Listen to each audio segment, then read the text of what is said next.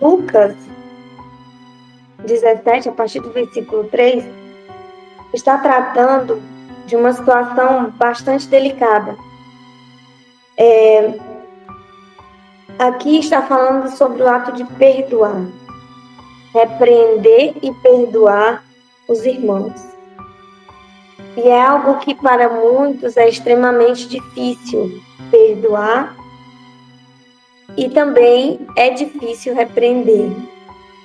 Muitas vezes nós temos a oportunidade de repreender e não repreendemos porque temos receio do que aquela pessoa vai falar, da reação daquela pessoa, da forma que aquela pessoa vai lidar com aquilo que está sendo confrontado, com aquilo que está sendo exortado, repreendido. E do mesmo modo, para muitos, e eu acredito que todo cristão passou por essa fase de dureza de coração, porque faz parte da dureza do coração, não perdoar as ofensas que tem recebido. Muitas vezes até fala que perdoou. Muitas vezes até fala, não, eu não tenho nada contra essa pessoa. Mas no íntimo, muitas vezes por falar, né, daquele ser humano, por direcionar a palavra ou o nome daquela pessoa, já há algo diferente no coração. Já há algo estranho no coração que mostra o contrário, que na verdade não mostra o amor, mas mostra uma certa repulsa, cria uma certa distância, se afasta, né? Acaba meio que bloqueando a forma de falar, até mesmo a amizade, a forma de lidar começa a mudar. Então nós podemos compreender que ações, ela vale mais do que palavras. O evangelho mesmo, ele não é palavras apenas, ele é ações. Ele não é só o falar, o ensinar, ele não é só o profetizar, ele não é só o instruir, ele não é só o pastoreado, né? Estou falando do ensino do pastoreado, mas o que seria a profecia se ela não acontecesse, se as palavras que ali tivessem sido pronunciadas, profetizada, não acontecesse? Essas palavras e a profecia não seria nada. O sentido da profecia é a realização dela. O sentido do ser cristão é uma vida transformada, é uma mudança de atitude. Então nós sabemos que o nosso exterior ele está refletindo aquilo que está no nosso interior. E muitas vezes as nossas atitudes, elas mostram que não perdoamos. Continuar relembrando o pecado, relembrando a maldade, relembrando a culpa do outro, muitas vezes mostra, né, que, na verdade, não houve perdão. Na verdade, a pessoa está se controlando, usando o domínio, para que aquilo não venha mexer com a sua estrutura psicológica, com seu sentimento. Não que aquele sentimento não mexa mais, não que aquele sentimento não fira mais, mas na verdade está tentando esconder, camuflar, para que aquilo não afete a sua forma, né, sentimental e a sua forma psicológica. Então nós podemos compreender que muitas vezes não há um perdão, mas há um engano. Há um engano que demonstra que muitas vezes nós perdoamos e estamos bem, só que não estamos. E de fato, muitas vezes, o que o Senhor faz? O Senhor mostra. Vai até alguém, a fulano, o cicrano, vai até um irmão e pede perdão. E às vezes você diz, por que eu vou pedir perdão? Já cansou de chegar pessoas para pedir perdão e dizer, olha, eu não sei por que eu estou pedindo perdão, mas eu vim aqui para pedir perdão. Já aconteceu comigo também, de eu ir pedir perdão a alguém e muitas vezes, lá na hora, no momento, eu não saber o porquê que eu estou pedindo perdão. E depois eu descobri o porquê. O Espírito Santo me mostra o porquê. Porque, na verdade, eu estava com certos receios com aquela pessoa que estava distante, estava agindo de uma forma errada, até mesmo em sentimento, em pensamento. E o Senhor sabe, e o Senhor vê.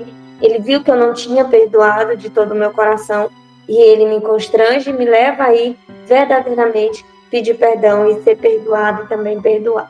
Então, nós entendemos que é uma exortação que o Senhor Jesus está fazendo.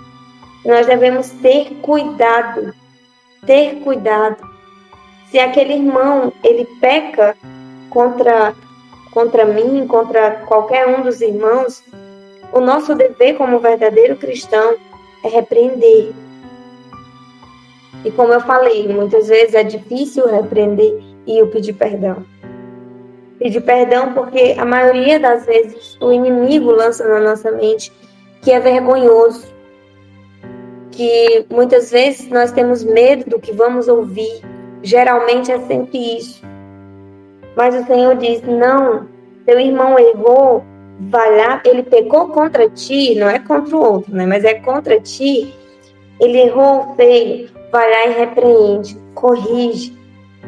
Isso não quer dizer que é uma correção com violência, com brutalidade, com ignorância, com arrogância, mas é uma correção baseada no amor, como o Senhor nos corrige baseado no amor, como o Senhor fala conosco com amor, por mais que as palavras sejam difíceis de ouvir, por mais que seja difícil até mesmo a compreensão, mas o Senhor sempre fala com amor, sempre. E Ele fala que caso ele venha se arrepender, perdoe. Então, se ele pecar, nossa obrigação, como de cristão, é repreendê-lo, exortá-lo com amor, a mudança de vida, a mudança de comportamento, a mudança no caráter. E se ele se arrepender, perdoa. Como diz Mateus 18, a partir do versículo 15. Ele vai dizer assim: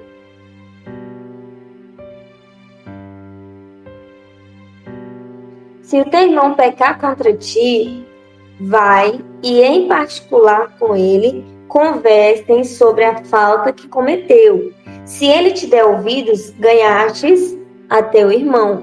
Então o Senhor ensina que é uma oportunidade, que é uma chance, que é uma forma daquele irmão, daquela pessoa, daquele ser humano se arrepender e mudar o seu caminho. É uma correção que é para o bem.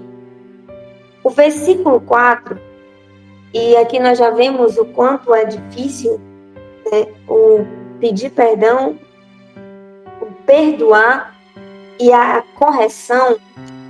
O versículo 4 ele vai dizer: agora, se ele pecar contra ti 7 vezes ao dia, ou 7 vezes vier de novo dizendo, eu arrependo-me do que fiz. E 7 vezes não quer dizer que ele só errou, mas quer dizer que você também corrigiu 7 vezes. Se 7 vezes você corrigiu e ele diz, tá bom, me perdoa, eu não vou mais fazer isso. Ele diz, continue perdoando. Continue perdoando. Ah, pecou 10 vezes no dia. Repreendeu 10 vezes no dia. Pediu perdão 10 vezes, mas errou a 11ª. Da mesma forma, tanto corrige, como também perdoa. E é interessante isso, porque nós podemos enxergar como família, que muitas vezes nossos filhos, esposo, homem, é mais difícil pedir perdão, mas as mulheres são mais fáceis. Filhos são mais fáceis de pedir perdão. E nós entendemos que é um tanto complicado, porque todas as vezes que uma criança erra, ou que o nosso esposo erra, ou que até mesmo nós erramos, o correto de uma estrutura familiar saudável é que a minha filha errou, eu vou lá, converso com ela, olha, você fez isso, é errado, a Bíblia mostra assim, isso não é um caráter cristão e tal.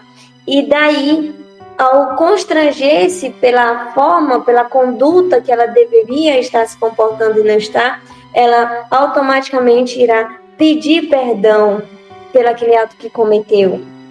E de prontidão, a mãe, ela deve sim perdoar. Estou falando um exemplo da filha, mas serve para qualquer situação. E do mesmo modo, se durante acabou de conversar, errou novamente no mesmo ponto, você também vai chegar. O correto de uma estrutura familiar saudável é chegar novamente e dizer: olha, você errou novamente, você cometeu o mesmo erro, você precisa se arrepender de coração e conversar novamente com todo amor. E aí, por exemplo, vai dizer: me perdoa de novo, eu errei de novo. E você, com todo amor e carinho, com toda misericórdia, vai lá e libera perdão novamente. E isso, independente de ser uma vez, 7 vezes, 70 vezes, 490 vezes, enfim, não tem uma quantidade que diga: bati uma meta, não vou mais corrigir e não vou mais perdoar. Não. Errou, corrige e perdoa. Corrige e perdoa. Quando ele fala: se pecar contra ti 7 vezes ao dia, e por 7 vezes vier até contigo dizendo: me arrependo, nós entendemos que Mateus, novamente lá, o 18, mas agora a partir do 21, ele vai falar assim: então Pedro chegou perto de Jesus e lhe perguntou: Senhor, até quantas vezes meu irmão pecará contra mim que eu tenha que perdoá-lo? Até 7 vezes?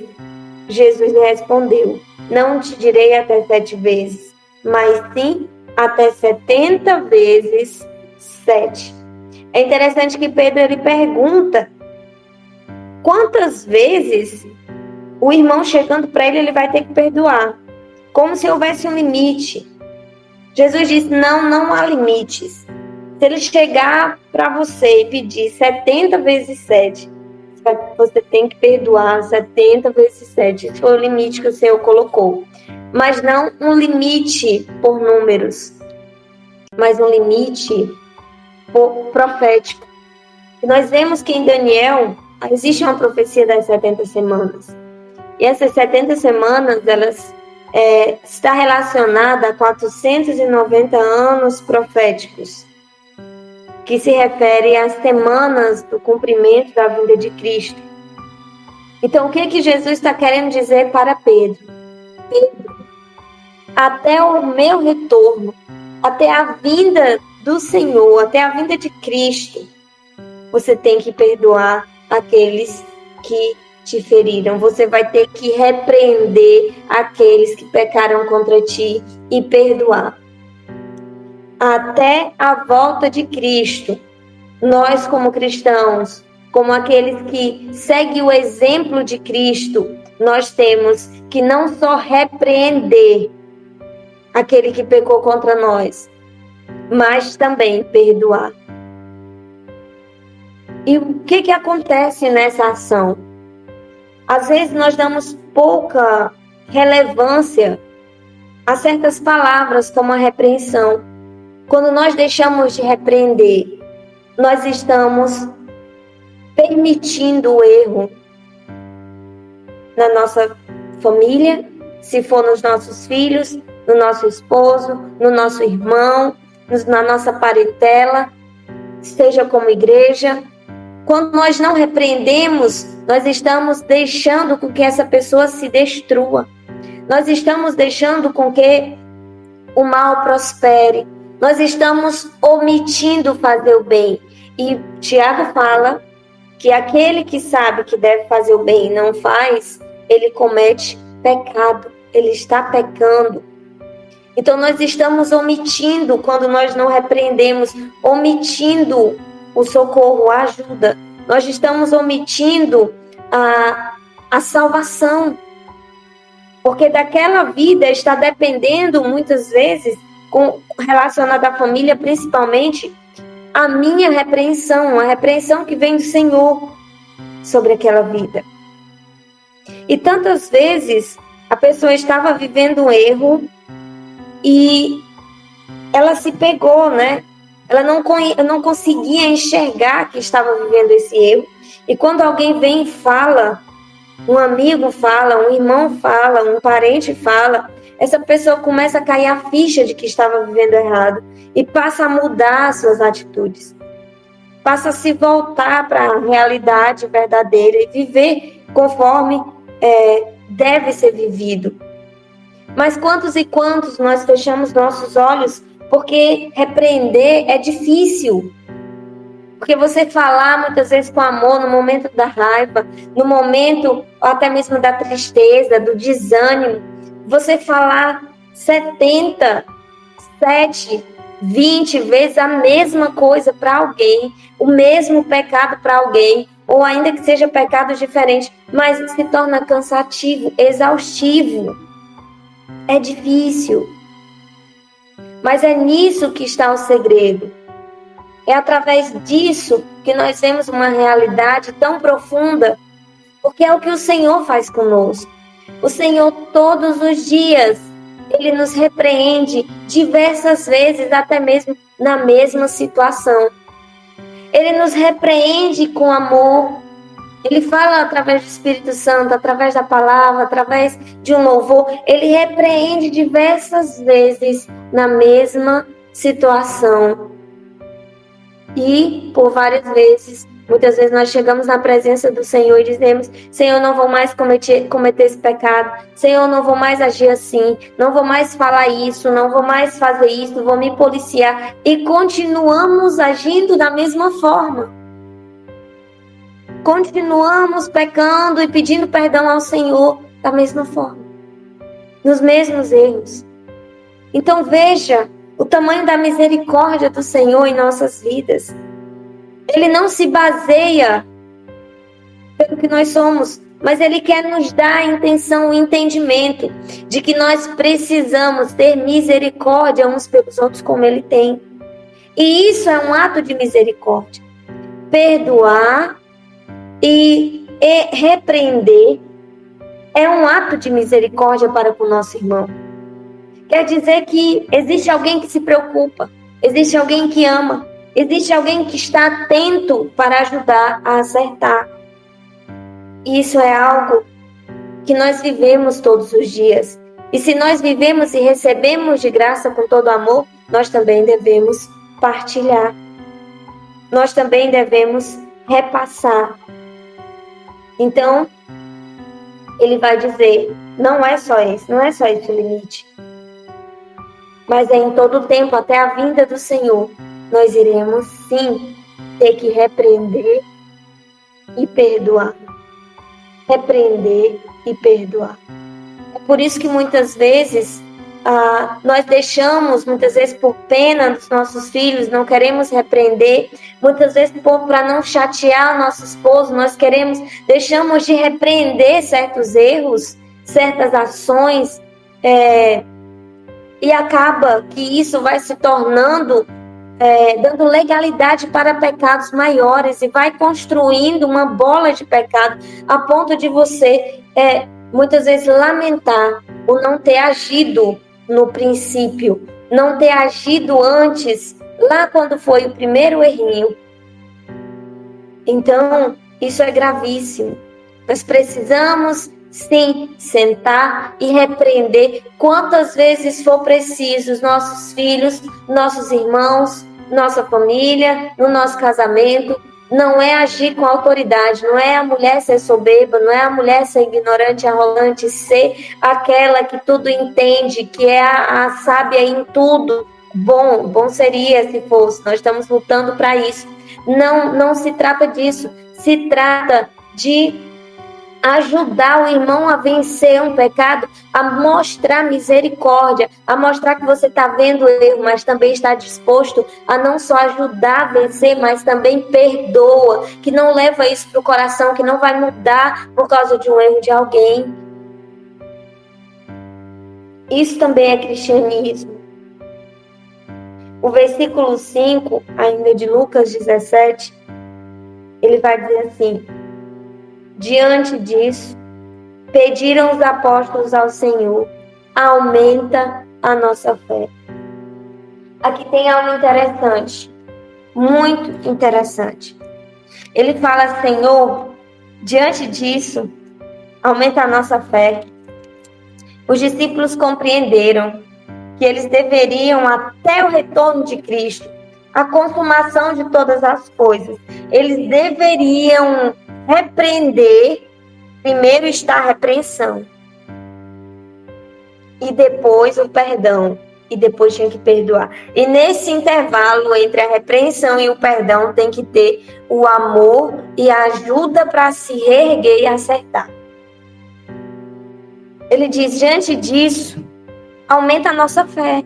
Ele está dizendo: Senhor, praticamente é impossível eu me manter santo, eu me manter firme, eu me manter puro, vendo uma pessoa errar 20 vezes no dia, no mesmo erro, e chegar para mim e dizer 20 vezes, eu vou mudar e não mudar. Eu vou agir diferente e não agir. Eu creio que Pedro pensou: isso é até hipocrisia, porque a pessoa não tem conseguido mudar. E ele diz: diante disso, aumenta a minha fé, porque talvez eu não vou ter paciência para suportar tudo isso. Talvez eu não vou ter força para suportar tudo isso, de ver esse tipo de situação. E não lidamos com uma pessoa só, nós lidamos com várias pessoas no nosso dia a dia, no nosso cotidiano. Então não é só uma pessoa que vamos repreender, não é só uma pessoa que vamos ter que perdoar, que ajudar, que auxiliar. São várias, e todas aquelas que chegam diante de nós, que pedem nosso auxílio, que pedem nossa ajuda, nós também estamos prontos a agir da mesma forma. Porque não é um padrão que se dá apenas para a família, mas é um padrão geral, é unânime. A minha conduta de repreensão e perdoar, dentro desse intervalo, amor e ajuda para se levantar, deve ser padrão. E o que acontece? Ele diz: aumenta a minha fé. Eu acredito que eles disseram: eu não vou conseguir. Eu não vou conseguir. Porque você perdoar uma vez e até deixar a pessoa ir embora, você não vê mais, tudo bem. Você não vai saber se a pessoa continuou o erro ou não. Mas você conviver com pessoas que constantemente estão errando, estão falhando, estão pecando, e muitas vezes dizendo ali: eu vou me arrepender, eu vou mudar, eu vou agir diferente, e não agir, isso é complicado. Pedro achou complicado. Os apóstolos acharam complicado. E o que o Senhor fala diante disso? A resposta do Senhor, ela é surpreendente. A resposta do Senhor é a melhor. E eu acredito que o sentido dessa palavra, ela vai ganhar uma nova forma em nossos corações a partir daqui. No versículo 5, onde ele fala: aumenta a nossa fé, a resposta do Senhor é: ao que encorajou o Senhor. Se tiverdes fé do tamanho de uma semente de mostarda, podereis dizer a esta amoreira: arranca-te e transplanta-te no mar, e ela vos obedecerá. Agora, o sentido que os apóstolos pediram que o Senhor aumentasse a fé deles, ou que desse mais fé, ele está dizendo: aumenta a minha fé. A minha fé é pequena. A minha fé é pouca. Os apóstolos estavam se expressando como se a fé fosse pouca, fosse pequena. Eles achavam que precisavam de uma fé grande, de um nível grande de fé, para conseguir perdoar, repreender e perdoar. Que precisava sentir, talvez ali, um imenso poder, algo sobrenatural, que pudesse vir aumentar a fé deles. Só que o que o Senhor quer dizer é que eles não precisam de mais ou menos fé. Eles não precisam de um nível grande de fé. Não existe um nível grande de fé. Ele diz: você só precisa ter fé. Ele diz: se a sua fé for como uma semente de mostarda, semelhante ao tamanho de uma semente de mostarda, ou seja, você conseguirá mover o sobrenatural.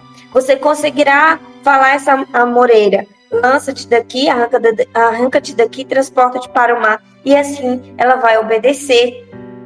Então o Senhor disse: você não precisa de um nível maior de fé. Você não precisa de sentir um imenso poder, algo sobrenatural para aumentar a sua fé. Você só precisa ter fé. E ter fé não é um nível. Eu tenho um nível mínimo, médio e máximo. Ter fé é ter fé. Ter fé não é nível. Ele diz: você só precisa ter fé. Se essa fé ela for do tamanho de uma semente de mostarda, ela vai crescer. Essa fé ela vai produzir frutos. Crescer no sentido de produzir frutos. A semente, olha só que interessante, a semente de mostarda ela não muda. Ela não cresce, a semente de mostarda não cresce, ela é mínima. E ele está comparando a fé do tamanho de uma semente de mostarda, como uma semente de mostarda. Ele está dizendo, uma fé pequena, pequenininha. Mas quando essa semente, ela é plantada, e nós vemos que o Senhor diz, se aquela semente, ela cai na terra e ela morre, ela produz o quê? Fruto. Ela produz fruto. Não é a fé crescer. A fé é como um grão, uma semente de mostarda. Mas a fé produz fruto. E ele fala, quando ela é plantada, ela vai se tornar uma árvore e a maior árvore das hortaliças. É assim que o Senhor trata, né, como a semente de mostarda, que ela se torna a árvore maior das hortaliças. E nós vemos que muitas vezes o que falta é nós usarmos a nossa fé. E há algo interessante, que você pode dizer assim, você pode pensar, Vanessa, mas em Mateus 17, o Senhor vai repreender uma fé pequena. Mateus 17, o Senhor repreende a fé pequena dos discípulos. Mas será que é isso mesmo? Vamos ver. Mateus 17, versículo 20. Ali a gente sabe o contexto, que eles receberam um pedido de ajuda, um menino, né, possesso, e eles não conseguiram expulsar o demônio daquele menino. E aí o versículo 20, no 19, ele pergunta, né, por que motivo eles não conseguiram expulsar. E o 20, Jesus responde, que é por causa da pequenez da vossa fé. E ele realmente, novamente, ele reaviva as palavras que ele tinha dito lá em Lucas. Ele reaviva, ele diz, se você tiver fé do tamanho de um grão de mostarda, direis a esse monte, passa daqui a acolá e ele passará. E nada será impossível. Do mesmo modo, o Senhor, ele repete, ele exorta o mesmo ponto. Veja aqui como o Senhor está aplicando a palavra que nós estamos falando hoje. Ele fala da fé lá e ele repreende aqui novamente. Ele fala lá a respeito do perdão e ele está falando aqui que não é a respeito do perdão, mas a respeito de obras, de expulsar um demônio. Então veja que são duas situações diferentes e o Senhor repetindo, corrigindo da mesma forma os discípulos. Já vemos dois erros deles aqui. E ele diz, na verdade, a pequenez ou pequena fé que está referido significa meninice, baixeza, infantilidade. E o que é que isso significa? Que os discípulos ali, eles estavam agindo como meninos, não sabiam usar a fé, que eles estavam limitados, eles limitavam a sua fé, tratavam a fé com insignificância. Então veja que ele está dizendo, é porque vocês não dão crédito à fé, é porque vocês não sabem usar a fé de vocês, vocês são pequenos demais em ações, em confiança, em entendimento. Vocês não têm conseguido lidar, são como meninos, não têm lidado com a fé da forma que ela precisa ser lidada. Vocês não têm usado o poder da fé, vocês têm brincado como crianças, achado que é uma brincadeira, achado que isso não tem importância nenhuma. Se você der uma nota de R$200 para uma criança, ela não vai saber que R$200 é algo que é maior do que R$10, é maior do que uma nota de R$1, das antigas, quando existia.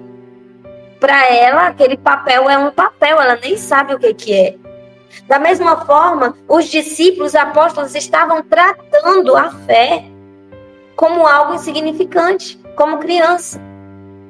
Não estava sabendo, entendendo o poder da fé para transformar, para mudar todas as coisas. E ele repreende essa meninice. É a meninice na qual vocês lidam com a fé. É por causa disso. É por causa de que vocês não usam a fé da forma que é para ser. Vocês limitam a fé. E nós podemos compreender que isso acontece em nós. Nós limitamos a fé. Nós tratamos a fé como algo que está lá atrás. Nós lembramos do Espírito Santo, lembramos de salvação, lembramos de pedir por cura, mas muitas vezes não aplicamos fé naquilo que nós vivemos. Não aplicamos fé na palavra de Deus, não aplicamos fé nas promessas de Deus. Muitas vezes há uma promessa, há uma situação que Deus coloca em nosso coração e nós duvidamos. Nós duvidamos muitas vezes da palavra de Deus que está sendo manifestada. Será que é assim? Será que não é?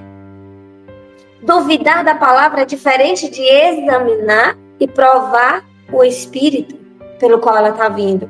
É diferente. Até porque nós que somos cristãos e temos intimidade com Deus, nós conhecemos aquilo que vem de Deus, porque o Espírito Santo testifica. Então, eles estavam tratando ali com insignificância.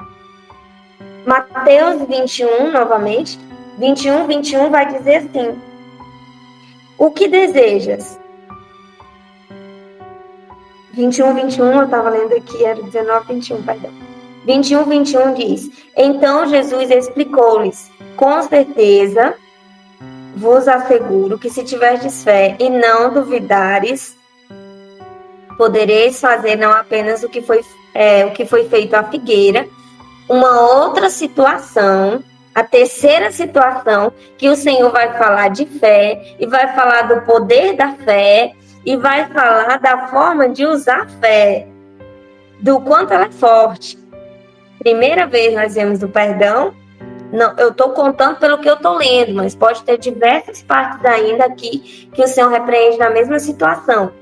E já vimos ali um outro ponto a respeito daquele menino que estava possesso. E aqui nós vemos ele repreendendo agora, ele falando com relação à figueira. A figueira que secou. E ele fala: eu vos asseguro, se tiverdes fé e não duvidares, poderei fazer não apenas o que foi feito à figueira, mas da mesma forma ordenastes a este monte: ergue-te daqui e lança-te no mar, e acontecerá. E tudo que pedirdes em oração, se crerdes, recebereis. Então olha só o que ele fala. A dúvida, o medo, limita a fé. Quem não usa a fé age como criança. Quem não usa a fé trata ela como se fosse algo insignificante. Mais uma vez o Senhor está falando com amor de novo. Ele está dizendo: olha, eu estou repetindo de novo. Se você usar a fé, se você crer, se você não duvidar, se você não tiver medo de confiar, de depositar confiança na fé, você vai fazer obras maiores. Você vai dizer esse monte: lança-te daqui, arranca-te daqui, lança-te ali no mar, e vai acontecer. Mas nós limitamos a fé. Os discípulos limitaram a fé. Trataram com insignificância a fé. Eu acredito que eles não conheciam o poder da fé. Como também nós, em nossa ingenuidade, em nossa inocência, nós também não compreendemos ainda a intensidade do poder dessa fé. Mas é justamente por isso que o Senhor quer nos alertar. A fé tem poder. A fé move o sobrenatural. Nós temos que dar crédito a fé que foi colocada dentro de nós. Foi uma porção de fé que foi colocada dentro de nós. A semente como um grão de mostarda de fé foi colocado dentro de nós. Agora ela precisa frutificar. Ela precisa crescer, fluir frondosamente, se tornar uma árvore e produzir frutos. Essa fé precisa ganhar forma, porque essa semente já foi plantada. Então nós não podemos de forma nenhuma desprezar a fé. Nós temos que colocar ela no mesmo nível, na mesma intensidade de consideração que nós consideramos o nosso Deus, porque sem fé é impossível agradar a Deus. Como que nós vamos agradar a Deus sem fé? Se nós não confiamos, se nós duvidamos, se nós temos medo de agir. E tudo isso é contrário à fé. Mas se eu confio no Senhor, confio na palavra, não tenho medo de ser ousado, não tenho medo de usar a fé, eu vou agradar o coração de Deus e obras maiores eu farei. Aleluia. Lucas 6:37 diz assim: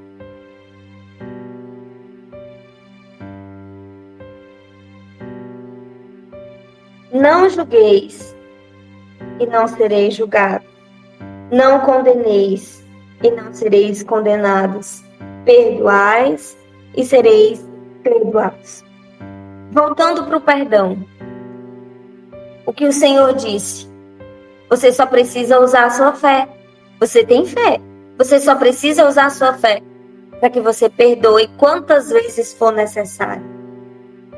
O versículo de Lucas, ele vai dizer: não julgueis e não sereis julgados. Nós sabemos que com a medida que nós usamos para medir relacionada a alguém, nós também seremos medidos. O Senhor mostra isso. Então, na medida em que eu não perdoar, na medida em que eu não amar, que eu não repreender, eu também não serei repreendido, amado e perdoado. Como diz também Mateus 6,14 na oração do Pai Nosso. Se nós perdoarmos as ofensas daquele que nos ofendeu, também o Pai que está no céu nos perdoará. Se nós não perdoarmos, também não seremos perdoados. Então, a mesma medida que nós usamos para lidar com as situações do nosso dia a dia, com as vidas que estão ao nosso redor, também o Pai, é o Senhor que vai usar da mesma medida para nós. Se nós amarmos, nós seremos amados pelo Pai. Se nós perdoarmos, nós seremos perdoados pelo Pai. Se nós não julgarmos, também não seremos julgados, porque não teremos culpa para ser julgado com o Pai. Se nós não condenarmos, também não seremos condenados. Se nós perdoarmos, nós seremos perdoados. É uma medida que o Senhor estabeleceu. Então, nós vemos que a importância da fé, a importância do perdão. Nós poderíamos falar muito sobre esse tema. Marcos 11:25. Estou aqui quase encerrando. Marcos 11. Deixa eu procurar Marcos aqui. Diz assim: mas quando estiverdes orando, se tiverdes algum ressentimento contra alguma pessoa, perdoai-a, para que igualmente vosso Pai Celestial vos perdoe as vossas ofensas. Então, o que é que ele está dizendo? Você está no momento de oração, você está no momento de comunhão com Deus, no momento de louvor, e o Espírito Santo lembra, já aconteceu comigo, acredito que já aconteceu com vocês, de lembrar de que você ofendeu, falou da forma que não deveria com alguém. Ele está dizendo, naquele momento de oração, peça perdão a Deus. Perdoe aquela pessoa. Se você ofendeu ou se ela te ofendeu, peça perdão ou perdoe. Se foi ela que ofendeu, perdoe. Se foi você que ofendeu, então peça perdão. Peça perdão a Deus. Se foi a pessoa que te ofendeu, então, diante da oração, Senhor, eu perdoo, Pai. Eu libero perdão. Eu não vou conviver, não vou estar diante de Ti com esse ressentimento. O Senhor nos ensina esses princípios para que a gente não venha falhar, para que a gente não venha fracassar na fé. Da mesma forma, ele fala que se não perdoardes, né, o mesmo versículo que eu repeti em Mateus 6, o vosso Pai também não perdoará os vossos pecados.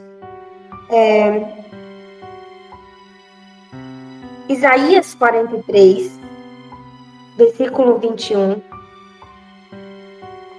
ele vai dizer assim: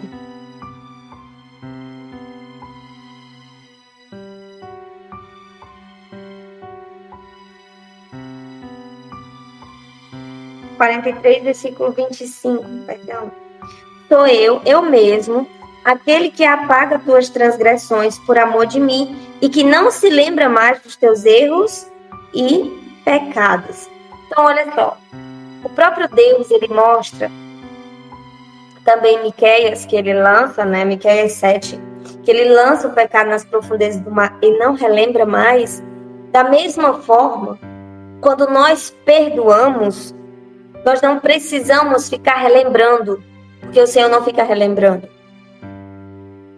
Nós não precisamos estar ofendendo por causa de um erro passado, levar esse erro até para o túmulo. Nós precisamos perdoar, esqueceu, lançou nas profundezas do mar, esqueceu que um dia essa pessoa cometeu esse pecado e continuar vivendo em santidade. Mas foi 10 vezes o mesmo pecado. Por 10 vezes errou. Então, por 10 vezes, lance nas profundezas do mar. Esqueça. E aí, a 11ª vai ser como se fosse a primeira vez que essa pessoa errou com você. É assim que o Senhor nos trata. E é assim que devemos tratar. Devemos esquecer as faltas que os nossos irmãos cometem quando nós perdoamos.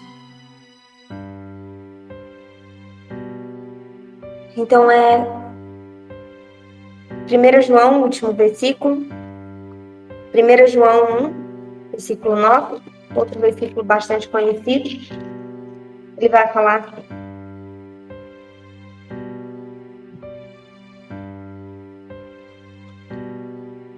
se confessarmos nossos pecados, Ele é fiel e justo para nos perdoar todos os pecados e nos purificar de qualquer injustiça. Então, nós entendemos também que não é só pedir perdão, mas também confessar. A mesma medida que nós medimos, nós também seremos medidos com a mesma métrica. Então, não é só nós que sempre estaremos ali repreendendo e perdoando. Mas se for preciso, e todas as vezes que errarmos, nós também devemos confessar, nós também devemos nos arrepender e pedir perdão.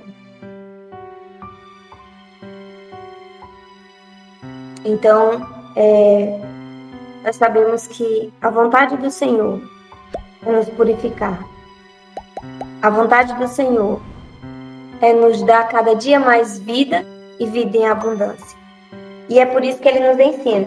Cada ensinamento vem para nós como vida, como alimento, como renovo, como exortação, como repreensão, como amor. E assim nós seguimos, né, junto de Cristo para a glória. Então essa é a palavra de hoje. Eu espero que vocês tenham sido edificados, que o Senhor tenha falado em nome de Jesus.